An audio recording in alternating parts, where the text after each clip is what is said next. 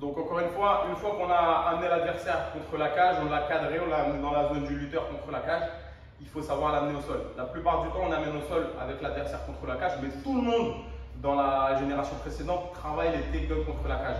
Nous, on va faire un pas en avant, un pas, on va faire un truc un peu différent, c'est-à-dire qu'on va l'amener dans la cage pour limiter son déplacement, mais on ne va pas l'amener au sol contre la cage, parce que contre la cage, c'est comme si il avait un appui en plus. Donc je donne un exemple, après vous pouvez développer ce takedown comme vous voulez. Donc je l'ai cadré, parfois, voilà, je feinte, comme ça il est sur ses appuis, et je ramène contre la cage. Hop, ici. Au moment où il tape contre la cage, il y a un rebond normalement. Ok?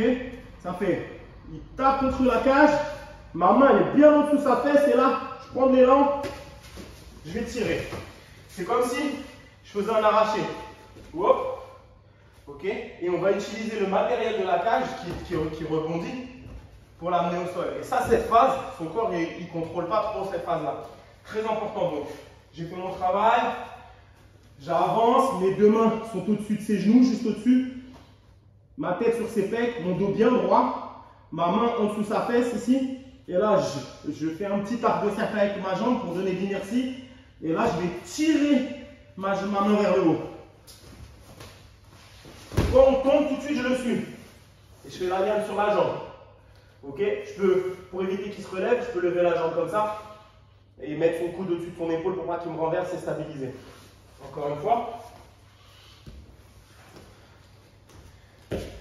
Cadrage sous pression, hop, rentrer, et dès qu'il rebondit, je fais mon arc de cercle et je tire. Hop, je le suis. Je lève sa jambe, son coude au-dessus de son épaule, je stabilise.